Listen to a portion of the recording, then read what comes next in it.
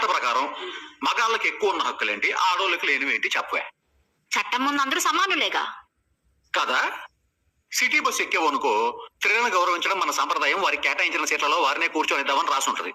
పురుషుల్ని గౌరవించడం సాంప్రదాయం అని ఎక్కడన్నా రాసి ఉంటదే? ఎత్ర నారిస్తూ పూజ్యంతే రమంతా తత్ర దేవత అన్నారు. పురుషుణ్ణి పూజించమని నా కొడుకన్నా చెప్పాడే? కంప్యూటర్ లో మదర్ బోర్డు ఉంటది, ఫాదర్ బోర్డు ఉంటది. మదర్ నేచర్ అంటారు, ఫాదర్ నేచర్ అని ఎవడన్నా అంటాడే? మదర్ ఎర్త్ అంటారు, ఫాదర్ ఎర్త్ ఎక్కడన్నా ఉందే? భూమండలం అంతా ఆక్రమించుకుని తాగలంటారు కదే. ఇంకా ఏదో లేదని మా మగాళ్ళ మీద పడి ఎదవయ్యేడుపు.